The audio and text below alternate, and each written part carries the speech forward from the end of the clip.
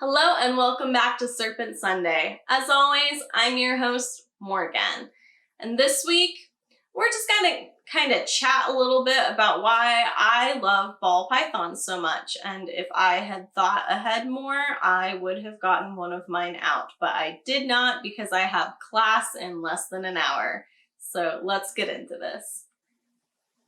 Ball pythons kind of have a reputation of being a bit of a pet rock in the snake keeping world, and to be fair, they have kind of earned that reputation. They are more active at nighttime when their owners tend to be sleeping, and so most of the day they're just going to be kind of holed up in their little hides. But even if my 3 ball pythons are a bit of pet rocks, I do still find them a very fascinating species to keep. And I get that ball pythons are a bit of a cliche in the snake world. Everyone's got a ball python, or everyone's had a ball python at some point. And there's arguments as to whether or not they make a good entry into the snake keeping world. And there are good arguments on both sides of that. But I think that they are a very lovely and fascinating species of snake, mainly because they are so prolific in the snake keeping world that we have found so many lovely ways to come up with these beautiful colorations and patterns, and they are a very good way to kind of get into the world of learning about genetics a little bit. Because especially if you're looking at books like The Complete Ball Python, which at one point in time I was thinking about breeding and playing with genes, but I've kind of backed off of that just because my general interests have kind of changed. You can see like all sorts of different lovely color patterns and genes that are very exciting, and the different combinations are very cool. And I like biology. I think genetics is fascinating. I would probably never specialize in genetics because I'm a little more interested in things like ecology and wildlife biology than I am in sitting in a lab and mapping genomes and things like that.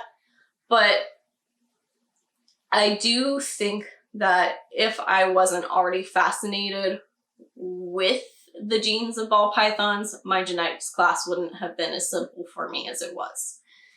So all that being said, if you go to any like reptile expo or anything like that, most of the tables are going to have a bunch of ball pythons on them. And that's because they are very common in the keeping world. They are a fairly easy species to breed. And despite what some people say, once you have their temperature and humidity correct, they're a very easy species to keep.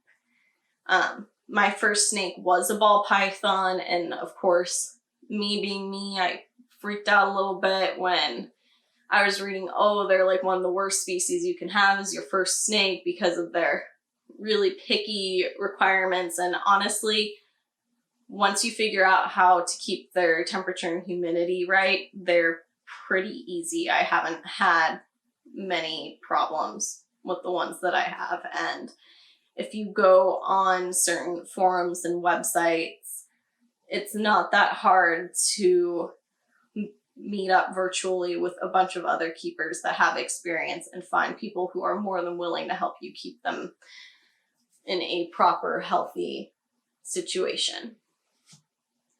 So there are also these they tend to be very mild-mannered.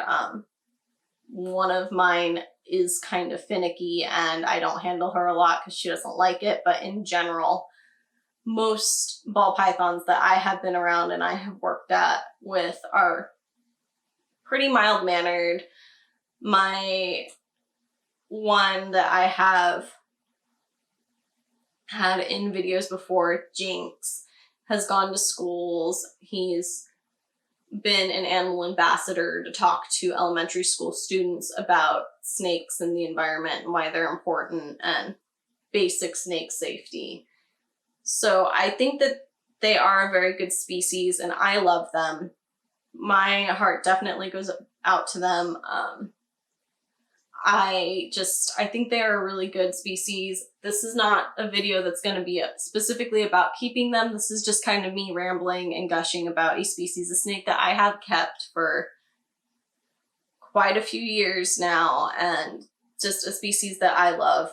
My 3 ball pythons have all very distinct personalities. At some point I am planning on getting probably more ball pythons. I do keep boas, and I have a king snake as well. And those are just entirely different keeping experiences. The boas are a little more intense. I have to be a little more on my game when I'm working with them. That being said, they're fine once they're out of their tubs as well, but it's just different. And a ball python is kind of like the relaxed boy, and it's just gonna chill. Sure, Jinx gets cranky and has hissed at me a bunch because he's the asshole that gets to live on my dresser, but for the most part, once he's out, he's fine. And it's just interesting listening to some people who say, oh, every ball python's exactly the same, and then my 3 have very distinct personalities, whereas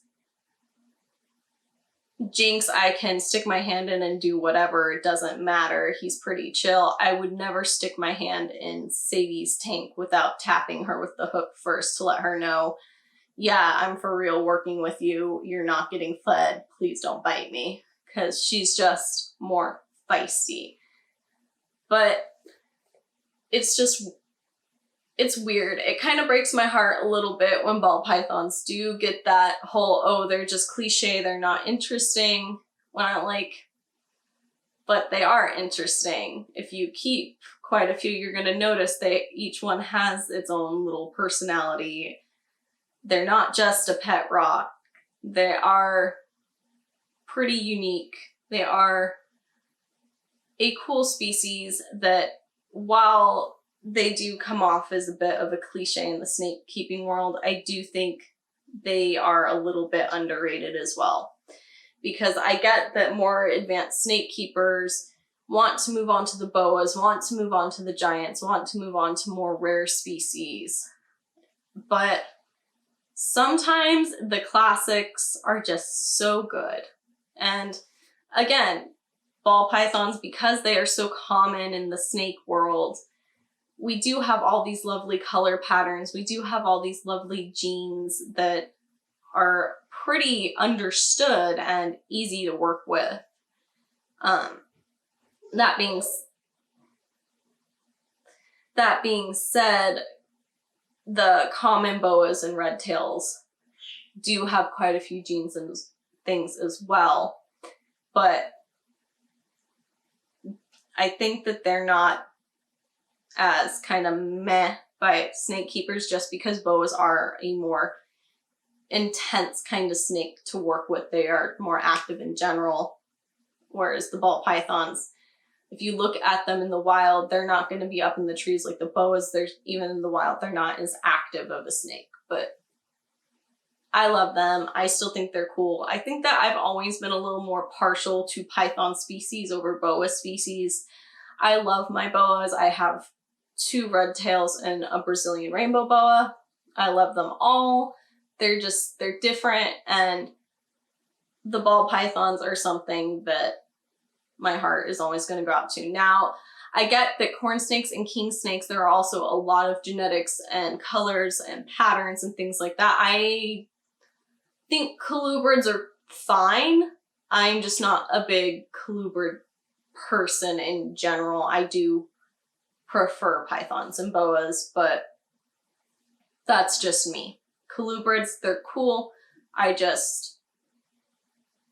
think that the ball pythons, especially with their genetics, I think that they're a good thing for like the snake nerds to kind of learn genetics. And they're just cool snakes to work with in general. I like them. I think that they get written off a little bit, but I'm rambling now, and we will bring this to a close in the future. I do plan on putting together a video about some things that I have learned keeping ball pythons. An interesting thing with a little one of mine that had stunted growth from a previous owner. I'll talk about him. I'll talk about a little bit about keeping, and a little bit why I don't necessarily think that, despite what the forums say, someone buying their first pet snake should write them off and get like a king snake, because they are a little bit easier to keep. So until that video comes out, hopefully in the next couple of weeks, it won't be next week because I already have that video planned and it's written in my planner, so things cannot be changed, set in stone. But I will see you all in the next video. Have a lovely rest of your day or night or whatever. Thank you again for watching this video. Don't forget to like, comment, subscribe, and ring that bell if you would like to see more. And if you'd like to follow me on any of my other social medias, the links are down in the description below. Don't forget to check out thereptilegoth.com for all of my articles and blog posts. If you found any value in this video and you would like to help support the channel, please check out my Patreon page. That link is also in the description down below. And a special thanks goes out to my Diamond Dragon patron, Diane B. What you're doing is really helping me fund a dream here. I will see you guys all in the next one.